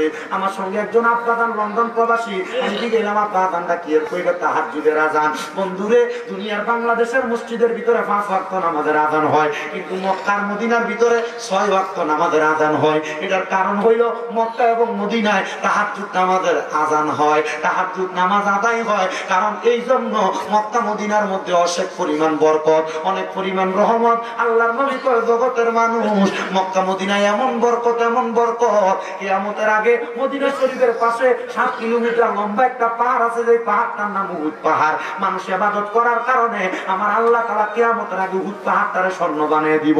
7 কিলোমিটার লম্বা পাহাড় স্বর্ণ বানাইবো, কি চিন্তা করছে? এটা আমার নবী দোয়া করে দিয়ে আসছে। কিন্তু ওইটা যখন হইব কিয়ামত বড় কাছাকাছি চলে আসবো। মুসলমান যদি আল্লাহর কাছ থেকে অসংখ্য নিয়ামত, অসংখ্য সম্পদ পাইতে চাও, অনেকে পড়ালেখা করে ব্রেনের মধ্যে পড়া থাকে না, আমি বলবো তাহাজ্জুদের নামাজ পড়বা। আপনাদের দোয়ার বরকতে কুমিল্লাতে আমার 6টা মাদ্রাসার ভিতরে সবগুলা মাদ্রাসায় ফজরের নামাজের আগে 2টা আমার ছোট ছোট বাচ্চারা তাহাজ্জুদ নামাজ পড়ে, সমস্ত দেশবাসীর জন্য দোয়া করে। আমি একদিন আমার ছাত্ররা বলছি আব্বা পড়ালেখা যা করো আর না করো তাহাজ্জুদের নামাজটা পড়া কখনো ছাড়বা না। দেখবা যদি এই নামাজটা পড়ো আমার আল্লাহ তাআলা তোমাদেরকে কোনোদিন অভাবনত যত্নের মধ্যে রাখবে না। খোদার কসম রে, খোদার কসম রে মুসলমান, মাদ্রাসাগুলা চালাই কথা সত্য, ওয়াজ মাহফিলে টাকা ইনকাম করি কথা সত্য, মাঝে মাঝে এমন বিপদে পড়ে যায় মাদ্রাসাগুলার ছাত্রগুলার নিয়া, এতিম পোলাপান নিয়া, কিন্তু আমার আল্লাহ তাআলা গায়েবীভাবে সম্পদের অভাব, সম্পদের যোগান দিয়া দেয়, টাকা পয়সার যোগান দিয়া দেয়। আমি বলবো অভাবে যদি থাকেন, বিপদে যদি থাকেন, ডাক্তাররে তো লাখ লাখ টাকা দিতেন হার্টের রোগের জন্য, ডাক্তাররে তো কোটি কোটি টাকা দিতেন আপনার ক্যান্সারের জন্য, ডাক্তাররে হাজার হাজার টাকা দিতেন ডায়াবেটিসের জন্য। আমি বলবো এখন থেকে তাহাজ্জুদের নামাজটা মনোযোগ দিয়া পড়বেন, দেখবেন রে বাবা আমার পুরো ওয়াজ দিয়ে আপনার হেদায়েত হন আর না হন, এই তাহাজ্জুদের নামাজটা যদি এই এলাকার মানুষগুলা ধরতে পারে। অনেকে চিন্তা করে হুজুর ফজরের নামাজ পড়ি না, যোহরের নামাজ পড়ি না, আসরের নামাজ পড়ি না, মাগরিবের নামাজ, এশারের নামাজ, কোনো নামাজই তো পড়ি না, তাহাজ্জুদের নামাজ কেমনে পড়বো? আমি বলবো বাবা বেশি দিন লাগবে না, মাত্র 3 মাস সময় দিলাম, বিদেশ যাইতে পারো না, কাজকর্ম হয় না, রোগ বালা মুসিবত মাফ হয় না, এখন থেকে ফজরের নামাজের আগে ওইটা তাহাজ্জুদের নামাজটা পড়বা, দেখবা আমার আল্লাহ তাআলা অসংখ্য বরকত তোমারে দিছে। ওই ইহুদি ছেলেটা মুসলমান হওয়ার পর নবীরে কই ইয়া রাসূলুল্লাহ তাহাজ্জুদ নামাজ পড়লে আমি আমার মা কেমন আছে দেখতাম, বাবা কেমন আছে দেখতাম। ওই ছেলেটা ডাক দিয়ে কই নবী গো আপনি বলেন না। আমার নবী কই কইরা দেখো না, আমার আল্লাহর কাছ থেকে কেউ খালি ফিরে না, আমার আল্লাহ যারে দেয় তারে দুনিয়ার সব কিছু দান করে, যারা দেয় না তারে কোনো কিছু দেয় না। আমার আল্লাহ না দিও পরীক্ষা করে, দিও পরীক্ষা করে। যদি গরিব টাকা পয়সা না থাকে টেনশন করো না, আল্লাহর কাছে কইবা আল্লাহ আমারে গরিব বানাইছেন আলহামদুলিল্লাহ, আমার সামান্য টাকা ইনকাম করেন আলহামদুলিল্লাহ, আমার বেশি লাগতো না আল্লাহ, আমি দুনিয়ার ধনী হইতাম চাই না, আমারে আপনি আখিরাতের ধনী বানাইয়া দিয়েন। দুনিয়ার ধন সম্পদ না, ধনের কারণে জান্নাতে যাবে কিনা গ্যারান্টি নাই, কিন্তু গরিব হইয়া আল্লাহর কত মতে যদি থাকতে পারো, নবীর কত মতে থাকতে পারো, তাহলে আখিরাতের ধনী হইবা, কবরে গেলে শান্তি পাইবা। এবার আপনারা বলেন দুনিয়ার চাইতে আখিরাতের ধনী হওয়াতে লাভ আছে না নাই? মুহাব্বতের আওয়াজে কোন আছে না নাই? মুসলমান ওই ছেলে তাহাজ্জুদ নামাজে দাঁড়াইছে, রহমতের নবী তার দিকে ফিরা ফিরা মুস্কি মুস্কি হাসে। তাহাজ্জুদ নামাজের ভিতরে দাঁড়াইয়া তাহাজ্জুদের নামাজ পড়ছে আর আল্লাহর কাছে দোয়া করে, আল্লাহ রব্বির হামহুমা কামা রব্বায়ানি সগীরা। যারা মা নাই, যারা আব্বা নাই, আমার সাথে পড়েন রব্বির হামহুমা কামা রব্বায়ানি সগীরা। আরেকবার মুহাব্বতে পড়েন রব্বির হামহুমা কামা রব্বায়ানি সগীরা।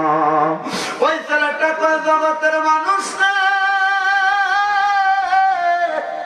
তাহাজ্জুদের নামাজ পড়া সাজদার ভিতরে যাইয়া যখন চোখের পানি ফালায়া ফালায়া রব্বির হামহুমা কামা রব্বায়ানি সগীরা বইলা বইলা কাঁদতেছি, আমি স্বপ্ন দেখছি রে আমার মা আর আমার আব্বা জান জান্নাতের ভিতরে একটা খাবারের থালা নিয়ে বইসা রইছে। আমার মা বাপরে আমি জিগাইলাম, ও মা ও আব্বা গো আপনারা কোন জায়গায়? আমার মা বাবা উত্তর দেয় জায়গার নাম জান্নাত। সামনে কি খানা? বলে খানাগুলা জান্নাতি খানা। সন্তান তুমি দোয়া করতেছো, আমরা রহমতের নবীর জানাজা পাইছি, রহমতের নবীর দোয়া পাইছি, এই জন্য আমার আল্লাহ তাআলা আমরা মা বাপরে জান্নাত দিয়া দিছে। আমার অষ্টগ্রামের বাবারা, অষ্টগ্রামের যুবক বন্ধুরা, এ পর্দার অন্তরালের মা, আজকের মাহফিলে কে জানি বসছ ওই ইহুদি ব্যক্তিটার মতো তোমার জগতের মধ্যে মা নাই, ওই ইহুদি ব্যক্তিটার মতো তোমার জগতে বাবা নাই। হে সন্তান, মা বাবা কবরে কেমন আছে জানো না? সন্তান রে, যদি মা বাবার কবরের খবর জানতে চাও, তাহাজ্জুদের নামাজ পড়ে আল্লাহর কাছে দোয়া কামনা করো, দেখবা আমার আল্লাহ তাআলা তোমার মা বাবার কবরের ভিতরে জান্নাত দিছে, আমার আল্লাহ তাআলা তোমার মা বাপরে কবরের ভিতরে নাজাত দিছে। কিন্তু আজকের মাহফিলে অনেক সন্তান বসছে রে, যারা তাদের মা বাবার মনে কষ্ট দিয়া রাখছে। অনেক সন্তান বসছে তাদের মা বাপরে বাদ দেয় না। অনেক সন্তান বসছে ভাই ভাই ঝগড়া করে মা বাপরে আলাদা করে দিছে। অনেক সন্তান বসছে বউয়ের কথা শুই না মা বাপরে আলাদা করে দিছে। জালে জালে ঝগড়া করার কারণে মা এক বেলা এক ঘরে খায়, দুপুর বেলা আরেক ঘরে খায়, রাত্র বেলা আরেক ঘরে খায়। এ সন্তান দে তোর পাও আমার সামনে দে, আমি আমার জিহ্বা দিয়া তোর পাওটা পরিষ্কার করে দেই। বুইলা দেশ তোর আব্বা আম্মার কষ্টের কথা, নিজে না খায়া তোর আব্বা আম্মা তোরে খাওয়াইছে। আব্বা সিরা লুঙ্গি সিরা জামা কাপড় পরছে, তবু তুই সন্তানের নতুন জামা কাপড় কিনা দিছে।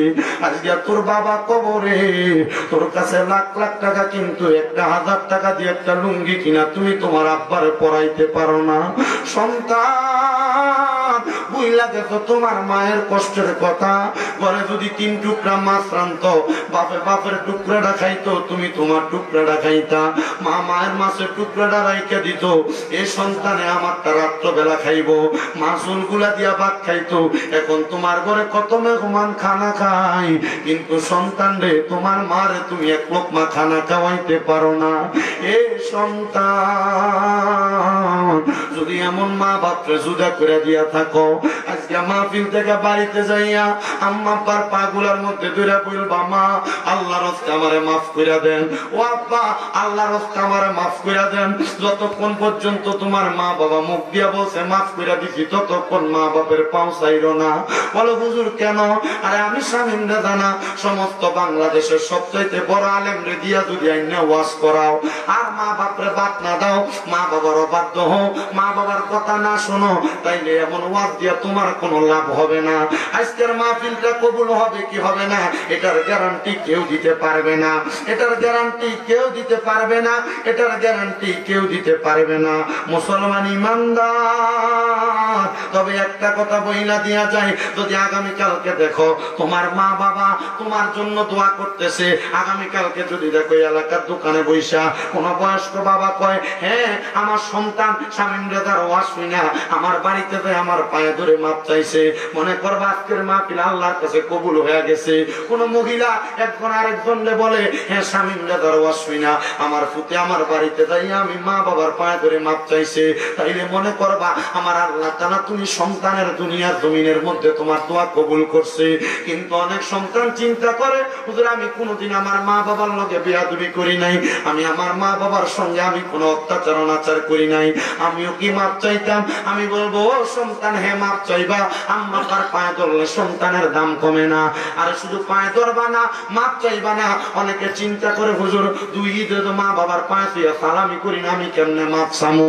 আমি বলবো সন্তান শুধু মাপ চাওয়া না রে, মাপ চাওয়া না, মাঝে মাঝে সুযোগ পাইলে আম্মা আব্বার কদমের ভিতরে চুমা দিবা। হুজুর কেন কেন কেন? আম্মা আব্বার কদমে চুমা দিলে কি আমার শিরক হবে না, গুনাহ হবে না? আল্লাহর নবী কয় না রে না, আম্মা আব্বার কদমের মধ্যে চুমা দিলে আল্লাহর জান্নাতের চৌকাঠে চুমা দেওয়ার সওয়াব পাওয়া যায়। এ সন্তান কোনদিন মা বাবার কদমে চুমা দিছু কিনা আমি জানি না, তবে একটা কথা মনে রাখবা, আল্লাহর হাবিব মুহাম্মদুর রাসূলুল্লাহ সাল্লাল্লাহু আলাইহি ওয়াসাল্লাম যেদিন মক্কা থেকে মদিনাতে আসতে হিজরত কইরা একজন সাহাবী আমার নবীরে ডাক দিয়ে কই, ইয়া রাসূলুল্লাহ, ও দয়ার নবী আপনি তো মদিনাতে আসছেন, আর কি কোনদিন মক্কায় যাবেন না? আমার নবী কয়, না আমি সাহাবী, এই সাহাবী অবশ্যই আমি মদিনাতে মক্কায় যাব। নবী গো আপনার কাছে আমার আবদার, আপনি যেদিন মক্কায় যাবেন আপনার সাথে আমারে আপনি মক্কায় নিয়ে যাইয়েন। আমার নবী কয় ঠিক আছে সাহাবী নিয়ে যাওয়া হবে। অল্প কিছুদিন পরে আমার নবীজি মক্কার উদ্দেশ্যে রওনা করছে। ওই সাহাবী খবর পাইয়া আমার নবীজির সামনে যে দাঁড়াইছে, দাঁড়ায় কয়, ফিদা কাবি ওয়া উম্মি ইয়া রাসূলুল্লাহ, আমার মা বাবা আপনার কদমে কুরবান হোক ইয়া রাসূলুল্লাহ। কি গো নবী, আমি কি আপনার সাথে কোনো অন্যায় করেছি? নবী কয়, না রে সাহাবী, নবী গো আপনার সাথে না আমার ওয়াদা ছিল, আপনি যেদিন মক্কায় যাবেন আপনার সাথে আমারে মক্কায় নিয়ে যাবেন, আপনি যে আমারে ফালাইয়া মক্কায় চলে যান। আমার নবী কয়, সাহাবী আমি খবর পাইলাম বাড়িতে তোমার আম্মা জান অসুস্থ, তুমি তোমার আম্মা জানের খেদমতে লিপ্ত, এই জন্য না আমি তোমার মক্কায় নিয়ে যাই না।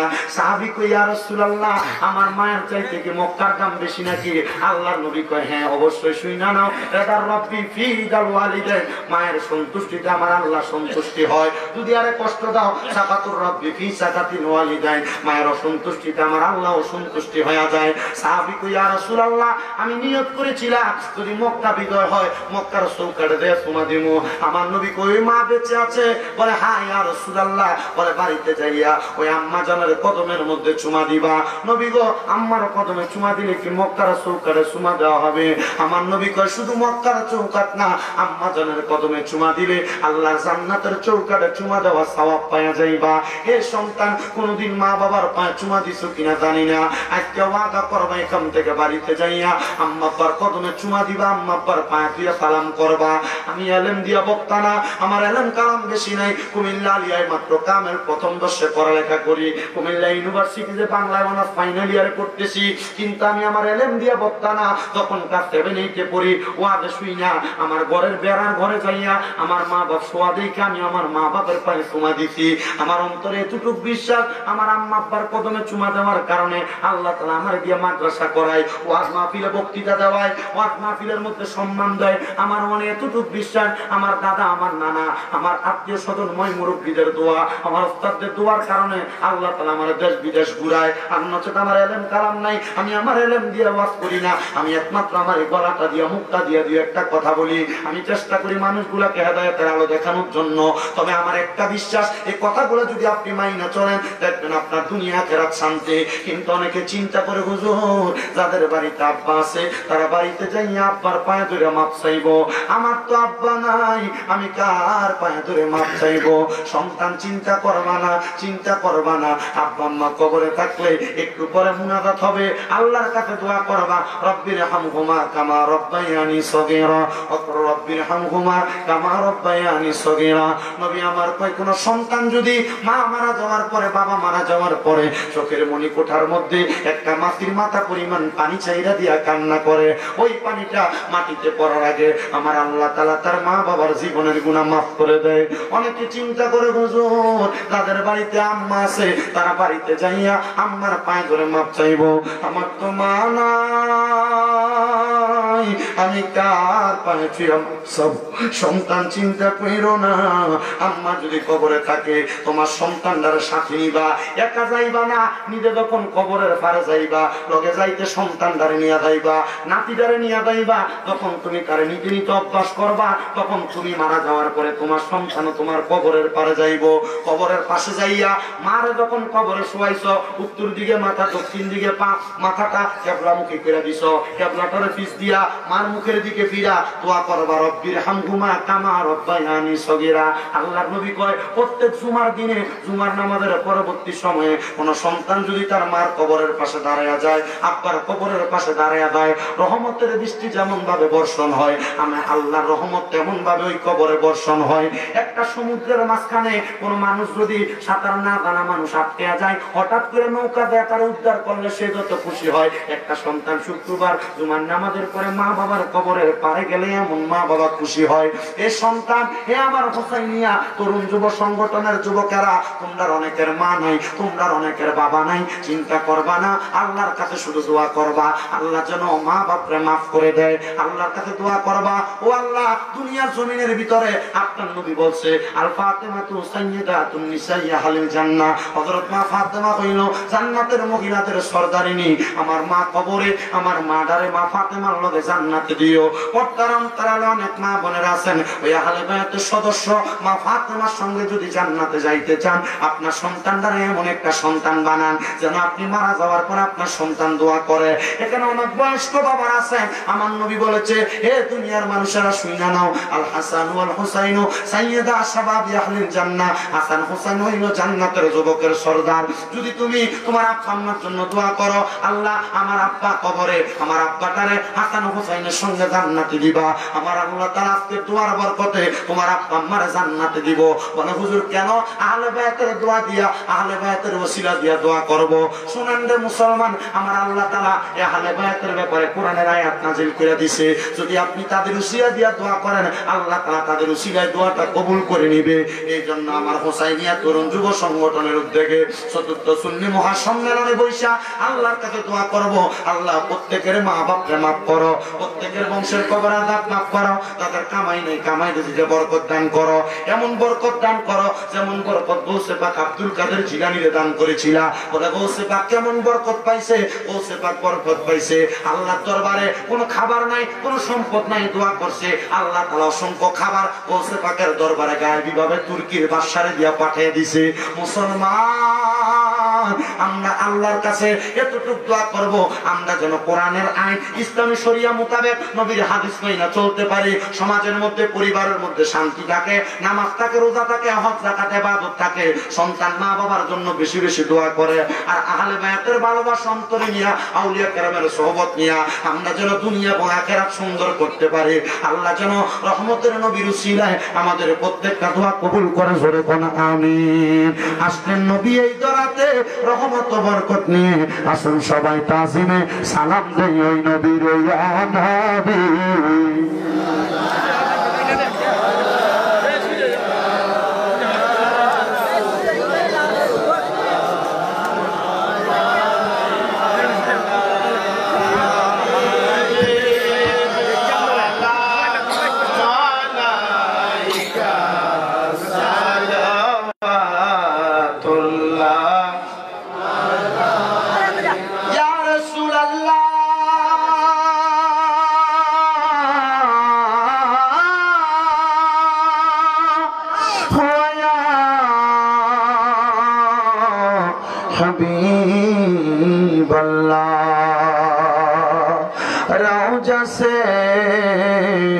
हमको बुला लो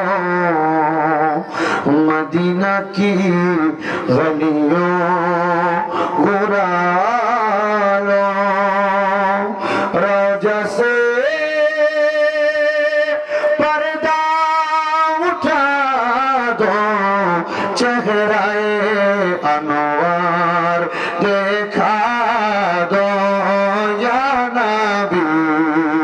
कथा सुना करो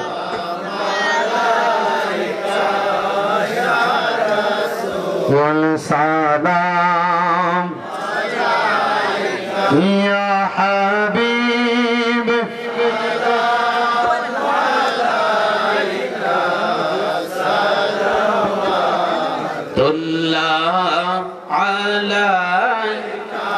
या रसूल अल्लाह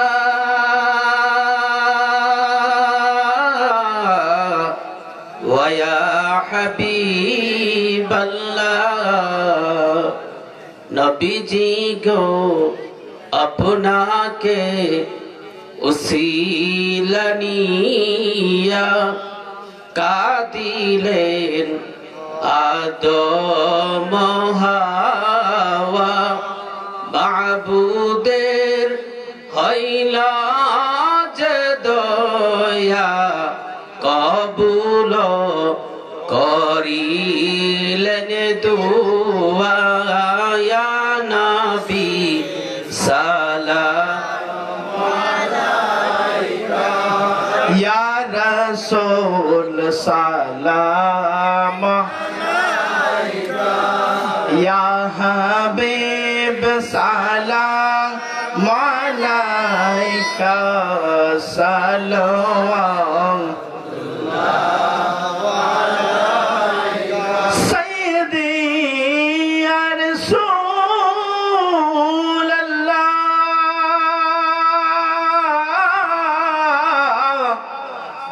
मेरे आका या हबीब अल्लाह।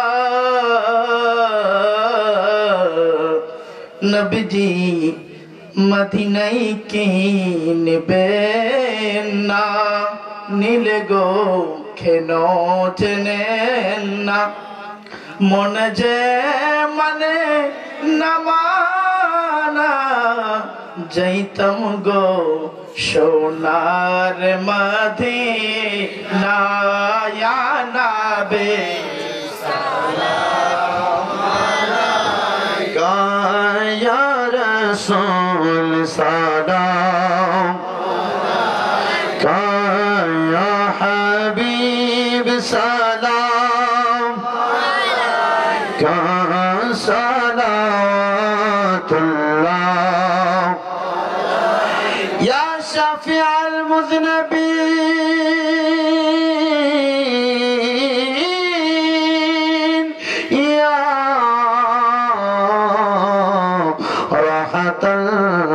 আশিকিন নবী গো দেখিলাম মক্কা মদিনা জান্নাতুল বাকি আর জান্নাতুল মুআল্লা দেখিলাম মসজিদে কুবা দেখা দেন শাহে মদিনা ইয়া নবী সালাম ইয়া রাসূল সালাম ইয়া হাবিব সালাম আলাইকা সালাওয়াতুল্লাহ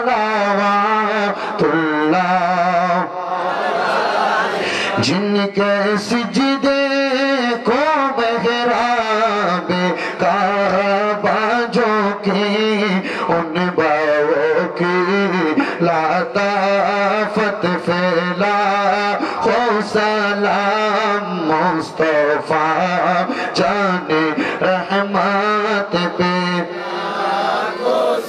लाम शम्अ बज में हिदायत पे गौसल आज़म इमाम मुत्तका वन्नो का जलवाए शान कुदरत पेला हो सलाम मुस्तफा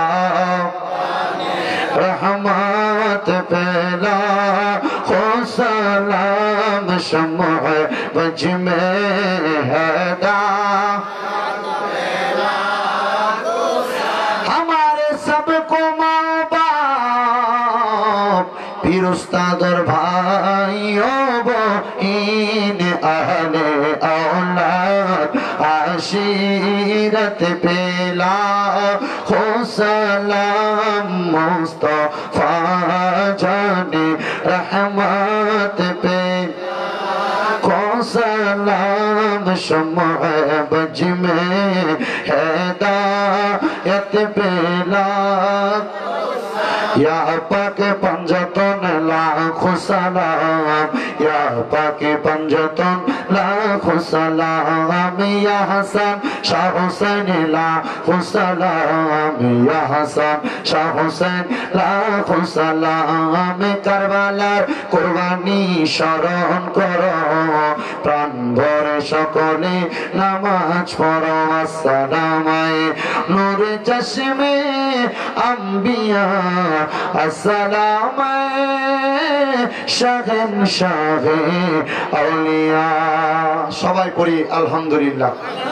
মাহফিল কমিটির ভাইদের তাবারুক দিতে সুবিধা হবে যদি আপনারা কাতারটাকে সোজা করে, এখন এলোমেলো আছে, আপনারা কষ্ট করে ডান বামের তাকে একটু কাতারটা সোজা আছে কিনা একটু দেখেন, কষ্ট করে। বাহিরে যারা আছেন ভিতরে এসে কাতারে কাতারে একটু সোজা হন যেন মানুষের সুবিধা হয়, ওনারা তাবারুক দিতে পারবে আপনাদেরকে সুবিধা মোতাবেক। কষ্ট করে বাহিরে যারা আছেন ভিতরে প্রবেশ করেন এবং কাতারবদ্ধ হয়ে ভিতরে যে জায়গা আছে সেখানে ঢুকে যান। বালাগাল উলা বিকামালিহি কাশাফাত তুজা বিজামালিহি হাসানাত জামিয়া ফিসালিহি সাল্লু আলাইহি ওয়া আলিহি বালাগাল উলা বিকামালিহি কাশাফাত তুজা বিজামালিহি হাসানাত জামিয়া ফিসালিহি।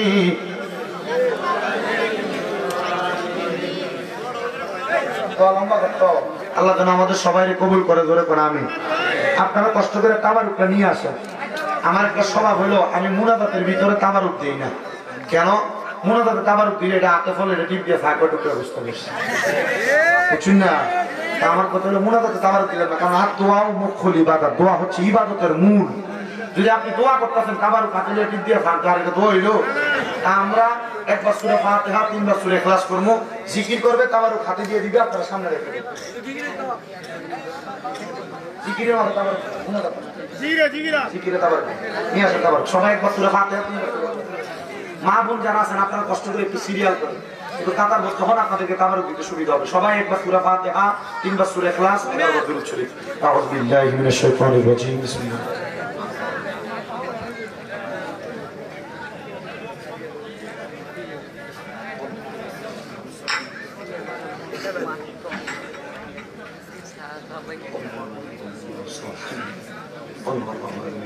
قل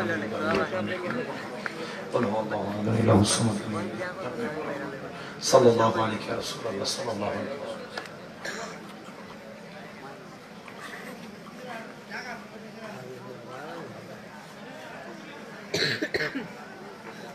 أرنبي جمالك يا شافي المذنبين أرنبي جمالك يا رحمة للعالمين সবাই পড়ি আলহামদুলিল্লাহ যারা বাহিরে আছেন মাত্র 3 জন সবাই সমাজের ভিতরে আপনারা বাহিরে থাকেন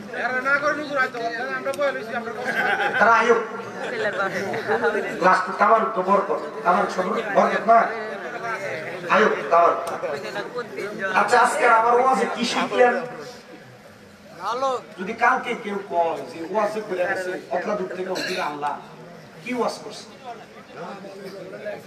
ওয়াজের যে মূল শিক্ষাটা আমি বলে দিই প্রথমে আমি ওয়াজের মূল শিক্ষা মানে যখন জিকির আজকারের পর থেকে ওয়াজ শুরু করছি এখানে আমি ওয়াজের মূল শিক্ষা দিছি আল্লাহ রাসূলের মহব্বতের কারণে সম্পদে বরকত বাড়ে কাব বিন আহবাবের আঙ্গুরের বাগান তার প্রমাণ ঠিক আছে না আল্লাহর হাবিবের মহব্বতে পিতামাতার কবর আযাব মাফ হয় কাব বিন আহবাবের জামানায় আব্দুল ইবনে আব্বাসের জামানায় ইহুদি মুসলমান হওয়া হয়েছে তার একটা প্রমাণ কেমন সংসারে প্রশান্তির জন্য স্বামী স্ত্রীর দুইটা দিক গ্রহণ করা ভালো এবং খারাপ এর একটা দিক 3 নাম্বার তাহাজ্জুদ নামাজের ফজিলত এবং বরকত বলছি না 5 নাম্বার আব্বা আম্মার জন্য দোয়া কামনা করা সন্তানের মা বাবার জন্য কবরে নাজাত প্রাপ্তির মূল কারণ কয়টা বিষয়ে কথা বলছি এই 5টা বিষয়ের উপর কথা বলছি চেষ্টা করবেন এই 5টা বিষয়ের উপর আমল করার জন্য আল্লাহ তৌফিক দান করুন মাহফিল কমিটির পক্ষ থেকে আমার বলছে হুজুর ওলির শানে কিছু বলার জন্য হুজুর আহলে বায়াতের শানে কিছু বলার জন্য আমি আমার ওয়াজের সিস্টেম এক ধারায় ধরি এক ধারায় শেষ করি ইনশাআল্লাহ এখানে আরো 2টা সাবজেক্ট আছে তো এটা আমার ওয়াজের শেষ এনে দিছে মানে 1 ঘন্টা 48 মিনিট পরে আমার ভাই দিয়ে তো পরে এনে দিছে ইনশাআল্লাহ আগামীতে কখন আপনাদের এলাকায় আসবে এই 2টা বিষয়ের উপরে যে কোন একটা বিষয় বয়ান করব আল্লাহ আমাকে বলা আপনাদেরকে শোনার তৌফিক দান করুন আমিন মহব্বতে কোন আমিন আমার দিবে জিকির করবে মহব্বতে বাবা একটু সামনে একটু জিকির করতে তোকে মাস একটু জিকির করব জিকিরের মাঝখানে তাবারুক দিবেন তবে কেউ কোনো কথা বলবেন না এই মুসাইনিয়া তরুণ যুব সংগঠনের সদস্যরা আপনারা যারা তাবারুক দিবেন কোনো কথা বলা যাবে না ইশারায় কাজ করবেন হাতে হাতে তাবারুক নিয়ে পকেটে অথবা সামনে রেখে দিবেন এর মাঝে জিকির চলবে জিকিরের মাঝখানে দিয়ে আপনার তাবারুক নেবেন মুহাব্বতে জিকির করেন আল্লাহ আল্লাহ আল্লাহ আল্লাহ আল্লাহ আল্লাহ আপনি পাঞ্জা কোন নবীজি আপনি পাঞ্জা তগন ও নবীজি আপনি পাঞ্জা তগন মারহাবা আল্লাহ আল্লাহ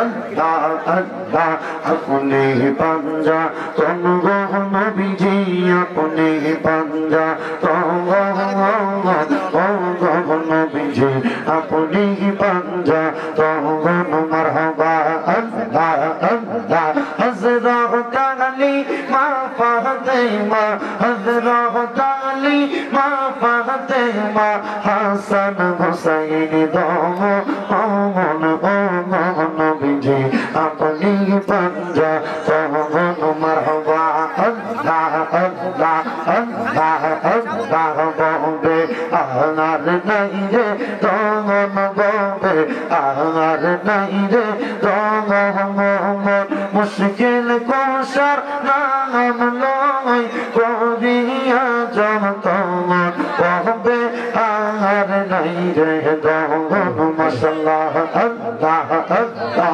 আল্লাহ আল্লাহ ববে আনার নাই রে তগন ববে আনার নাই রে তগন মুশকিল কোশার নাম লই করিয়া শরণ ববে আনার নাই রে তগন মারহাবা আল্লাহ আল্লাহ আল্লাহ তবে মুশকিল কোশা দিনে এক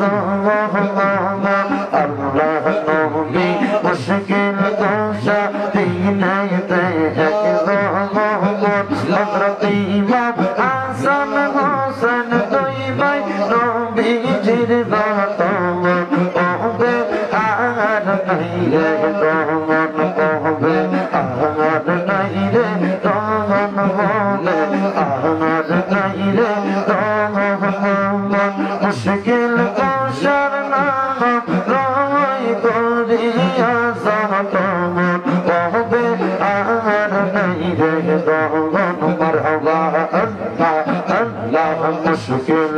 কোষা কেমন গহন চিনলি না রে মন মুশকিল কোষা কেমন গহন চিনলি না রে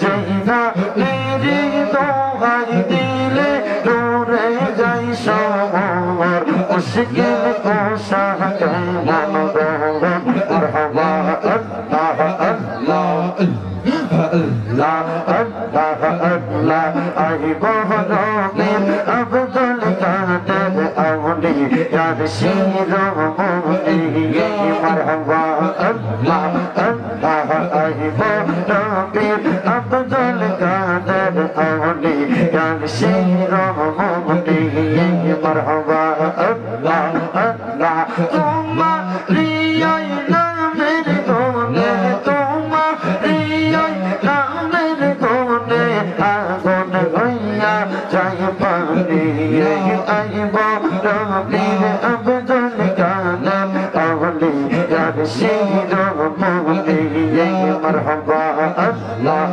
Allah, Ramzan Mahshar Waila Tahdi Asla Wa Bihdi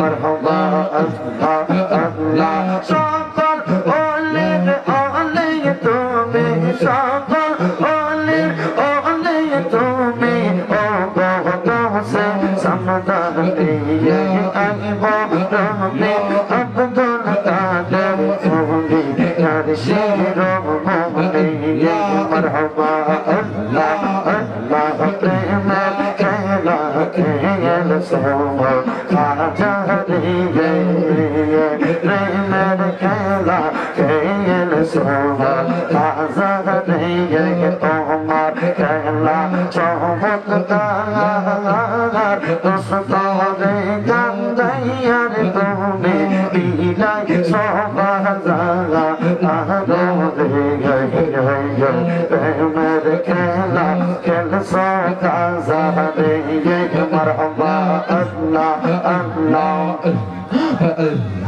আইরে তুমি শুইয়া থাকলে খা যাও গোমনা ঘিয়া সে ঘুমের করে স্বপ্ন দেখো নবী তোমার পাশে খা যা ঘুমের করে স্বপ্ন দেখো আমার নবী তোমার পাশে খা যা কি খেলা খেলাইলা খা যা রে তোমার খেলা চমৎকার রসত রে কার তুমি নীলাই সবাজানা প্রেমের খেলা খেল সকাজা রে মারহাবা আল্লাহ আল্লাহ কাদরিয়া চিস্তিয়া নকশা বন্ধু মোজাতে দিয়া কাদরিয়া চিস্তিয়া নকশা বন্ধু মোজাতে দিয়া চারিতরিকা আরো আছে অনেক তরিকা কাজা দেখ সোন বসিয়া দরবারে থাইকা কাজা কি খেলা খেলাইলা কাজা রে মারহাবা আল্লাহ আল্লাহ আল্লাহ আল্লাহ লা ইলাহা ইল্লাল্লাহু মুহাম্মাদুর রাসূলুল্লাহ সাল্লাল্লাহু আলাইহি ওয়াসাল্লাম। সবাই পড়ি আলহামদুলিল্লাহ। মুনাজাত করার আগে মাহফিলের সম্মানিত সভাপতি হযরত মাওলানা আল আমিন আশরাফি সাহেবকে মাহফিলের শ্রোতা মণ্ডলীদের উদ্দেশ্যে সভাপতির বক্তব্য দেওয়ার জন্য বিশেষভাবে অনুরোধ করছি। আসসালামু আলাইকুম ওয়া রাহমাতুল্লাহি ওয়া বারাকাতুহু। সম্মানিত উপস্থিতি, আমরা আজকে অত্যন্ত খুশি এবং আনন্দিত যে আজকের এই ওয়াজ মাহফিল হোসেনিয়া তরুণ যুব সংঘের উদ্যোগে মধ্যস্থগ্রাম দক্ষিণহাটি যুবকদের পক্ষ থেকে যে আজকে আয়োজন করলেন, আলহামদুলিল্লাহ আলোচনা আমাদের দূর থেকে আগত আমাদের তরুণদের আইডল কারি মোহাম্মদ শামীম হুসাইন রেজাল কাদরি সাহেব, প্রতিষ্ঠাতা তাহফিজুল কোরআন মাদ্রাসা কুমিল্লা, অত্যন্ত সুন্দর আলোচনা করেছেন।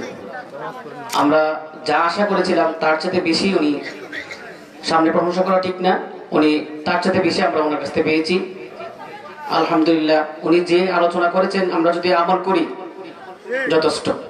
সামাজিক যে প্রয়োজন, আমাদের যে অভাব, আমাদের যে সংকট আছে আমাদের আমলের, এই বিষয়গুলি উনি সুন্দর করে তুলে ধরেছেন। আলহামদুলিল্লাহ আমাদের এই বিষয়গুলো যদি আমরা আমলে পরিণত করি তাহলে আমাদের প্রত্যেকের জীবন সার্থক। আজকে যারা আয়োজন করেছেন যুবকরা, তাদেরকে ধন্যবাদ জানাই। আল্লাহ তাআলা তাদেরকে দ্বীনের জন্য কবুল করুক, সবাই বলে আমিন। আজকে যারা আমাদের এই অনুষ্ঠান সুন্দর করেছেন, আপনারা যারা এসে সকলকে আন্তরিক মোবারকবাদ জানাই। ও আখিরি দাওয়ানা আলহামদুলিল্লাহি রাব্বিল আলামিন। আসসালামু আলাইকুম ওয়া রাহমাতুল্লাহি ওয়া বারাকাতুহু। সবাই আমার জন্য দোয়া করবেন তো ইনশাআল্লাহ। আমার মাদ্রাসাগুলোর জন্য দোয়া করবেন, বিশেষ করে আমার মাদ্রাসার ছাত্রগুলোর জন্য দোয়া করবেন তো ইনশাআল্লাহ। মা বোন যারা আছেন আপনারা দোয়া করবেন, আপনাদের সবার কাছে দোয়া চাই। বিশেষ করে আমার দাদা দাদি নাই, আমার নানা নেই, তাদের জন্য দোয়া করবেন। অনেক মানুষ দোয়া চাই, প্রত্যেকের দোয়া যেন আল্লাহ কবুল করে বলেন আমিন। আল্লাহুম্মা আমিন, আল্লাহুম্মা আমিন। আলহামদুলিল্লাহি রাব্বিল আলামিন, আসসালাতু ওয়াসসালামু আলা রাসূলিল কারীম। ربنا ظلمنا أنفسنا وإن لم تغفر لنا وترحمنا لنكونن من الخاسرين।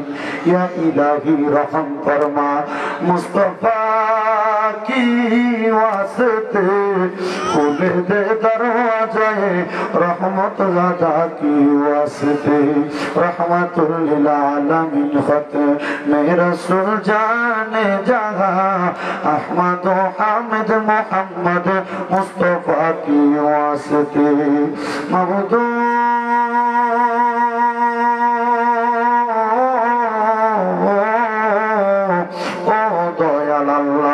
আপনি কি আসমানে না জমিনে না পাহাড়ে না দরিয়ায় রে আল্লাহ, এই গত জীবনে আপনি আল্লাহর কত তালাশ করলাম সন্ধান পাইলাম না।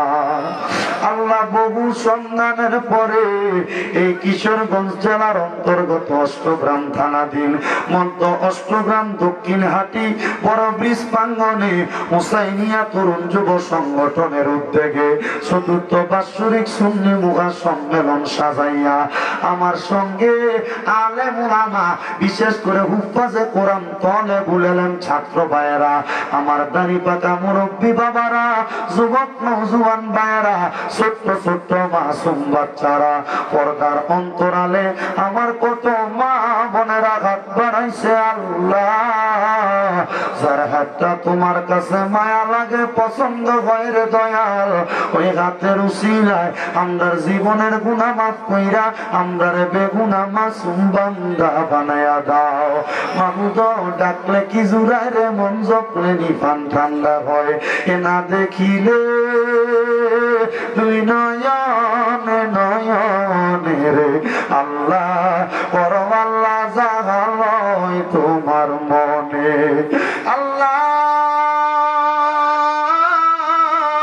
এই হুসাইনিয়া তরুণ যুব সংগঠনের মাহফিলে আজকে কত মানুষ আব্বা নাইছে, যাদের জগতের মধ্যে আব্বা নাই, যেই বাবা রিক্সা চালাইয়া মাটি কাইটা মাথার গাম পায়ে ফালাইয়া পরের বাড়িতে বদলার কাজ করে সন্তানকে মানুষের মতো মানুষ করার জন্য নিজের রক্তরে পানি বানাইছে। আল্লাহ জানি না কার জানি এমন আব্বা জান অন্ধকার কবরে, এমন আব্বা যাদের অন্ধকার কবরে রে আল্লাহ, আব্বার কবর তুমি আল্লাহ জান্নাতের বাগান বানায়া দাও। আল্লাহ, কে জানি হাত বাড়াইছে, কার জানি জগতের মধ্যে মা নাই। আরে মা, যে মারে মা কইয়া ডাকলে কলিজার আগুন ঠান্ডা হইয়া যায়। যেই মায়ের দিকে নেক নজরে তাকাইলে কবুল হজরে সওয়াব হইয়া যায়। আল্লাহ, যাদের এমন মা দুঃখিনী অন্ধকার কবরের আল্লাহ, এমন আম্মার কবর তুমি আল্লাহ জান্নাতের বাগান বানিয়ে দাও। এমন অনেক হতভাগা আছে, মাও নাই বাবাও নাই, আম্মা আব্বা দুইজন অন্ধকার কবরে। আম্মা আব্বা চলে গেছে আল্লাহ যারা রে পালাইয়া, তারা রে রাই খাগ গেছে কান্দিবার লাগিয়া। আম্মা আব্বা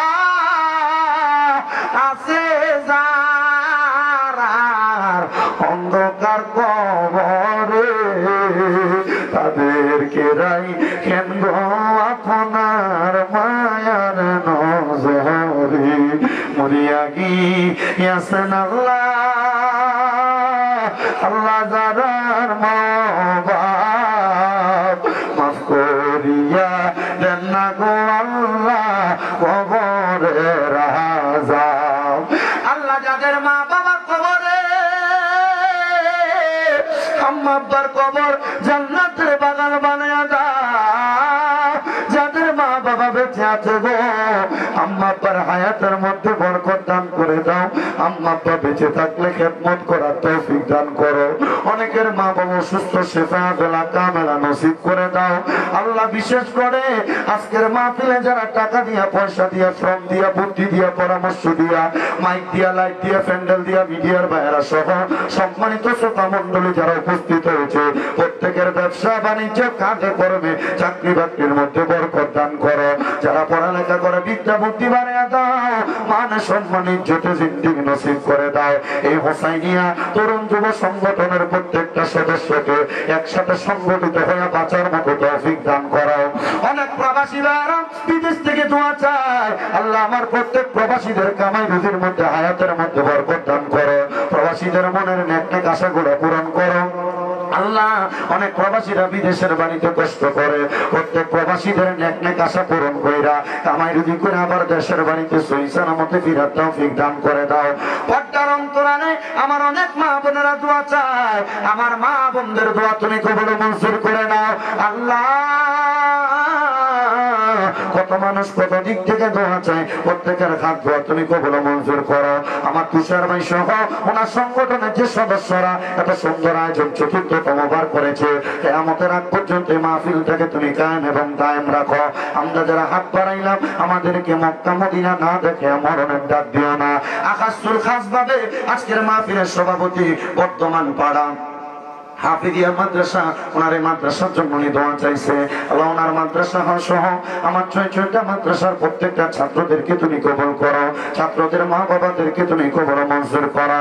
রব্বুল আলামিন আল্লাহ কি ফরিয়াদ জানাইব, আমি গুনাহগার। এখানে অনেক মানুষ আছে যাদের দোয়া তোমার কাছে ডাইরেক্ট কবুল হয়ে যায়। আল্লাহ আহলে বায়াতের মহব্বতে, গৌসে পাকের মহব্বতে, গরিবের আমাদের মহব্বতে, চার তরিকার চার ইমামদের মহব্বতে আমাদের প্রত্যেকটা দরখাস্ত কবুল করে নাও। যা বলেছি আল্লাহ প্রত্যেকটা কথার উপর শ্রোতাদেরকে এবং আমাকে আমল করার তৌফিক দান করো।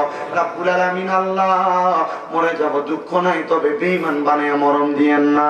মরণের আগে মক্কা আর মদিনা না দেখাইয়া মরণ দিয়েন না।